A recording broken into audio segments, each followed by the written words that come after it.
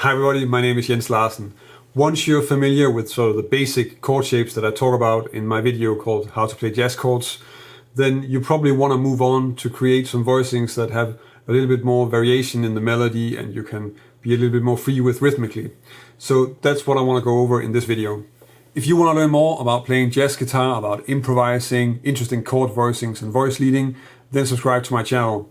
If you want to make sure not to miss anything, then click the little bell notification icon next to the subscribe button. In this video, I'm going to go over the chord progression of Ladybird, and then I'm going to show you how you can find the chord voicings using the material that I went over in the video called How to Play Jazz Chords. So if you don't already know that, then that's a link in the description. You probably want to check it out. And then I'm going to convert those voicings to rootless voicings and show you how that opens up for some more interesting top note melodies and really a lot more variation in the way you comp. Let's just first look at the basic voicings for this progression.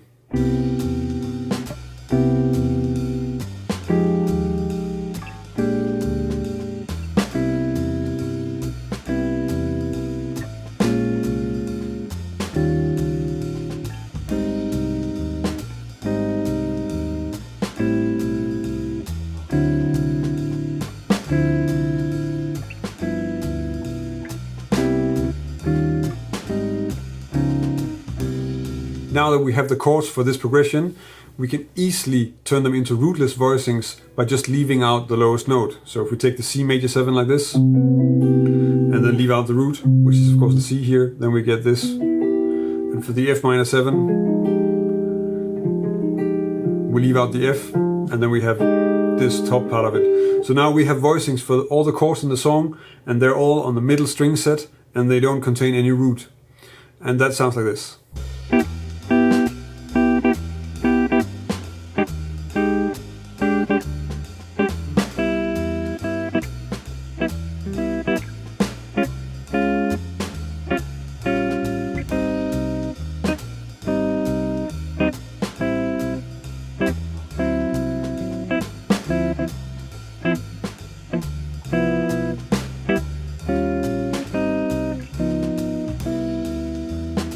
In the sheet music, I've only written out the voicing, so I didn't write out the rhythm that I played. But I think you can already hear that when I comp different rhythms just using the upper part of the voicing here, then I have a lot more freedom because it doesn't get so heavy. If I play, it takes up a little bit too much in the frequency spectrum and it gets a little bit messy quite quickly. Now that we have the chord voicings without a root, we can also actually start to open up how we play a top note melody on it. For our first C major 7, if we play it like this, we can also use an alternative melody note in place of the G, so we can play an A. So we can make small melodies just using that simple variation. And for the F minor, well, we have this G top note, but we can also use F and A flat. And the same goes for the B flat 7. And then the next C major I'm playing down here. So here we have the E and the D for B flat minor. So the F and the E flat. And we have those two for the E flat 7 as well. And then also a G for the A flat major 7, the E flat and the F. For the A minor 7, we have the E and the D. And of course for the D7 we have E and D as well, and also an F sharp. So in the A minor, I don't like this one. For this exercise, I think this minor 13 sound is not so useful. So I'm not really including that one. I'm just staying with these two. And then on the D7 we can have the F sharp. Then we get D minor. So first that's E, D and F, and of course the same for the G7, E, D and F. And then well, the remaining chords we already covered except for the D flat 7, but that's the same as for the E flat 7, so we have the E flat, the D flat and the F. So now we have 2 or 3 versions of each of the chords that we started with, and we can put those to use on the chord progression, and that sounds something like this.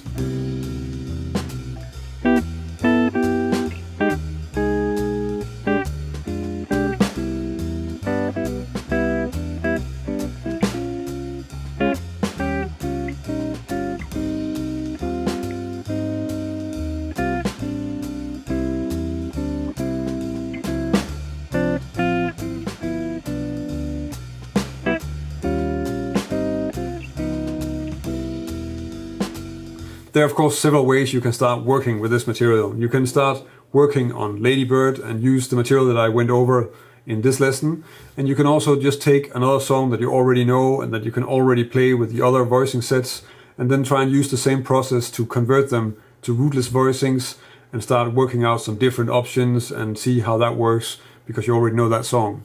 Another thing you can do is also to take some of the exercises from the original video. So one of them was to play these drop 2 voicings through a scale. So if we do it in C, so C, D minor 7, E minor 7, F major 7, G7, A minor 7, B half diminished, and C major 7. And then make a rootless version of that, so you get... And then start working on those also. So there are many ways you can just start to experiment with this. You definitely want to also start working on just making your own sort of small riffs and comping rhythms. So if you know how to play this then and convert it into the rootless version, then it's okay to just sit around and vamp a little bit on.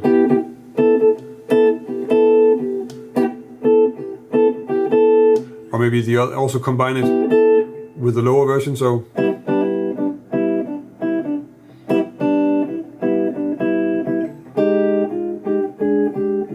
and in that way try to make music with it already when you've just figured out what the different variations are. If you want to learn more about jazz guitar and it's the first time you see one of my videos, then subscribe to my channel. I publish a new video every Monday and Thursday, and I've been doing this for quite some time, so there's already really a lot of material on my channel. If you want to help me keep making all these videos, then check out my Patreon page. It's because of the support that I get from my patrons that I can keep on going and making videos every week. And if you support me on Patreon, I can also give you something in return for your support. That's about it for this week. Thank you for watching, and until next week.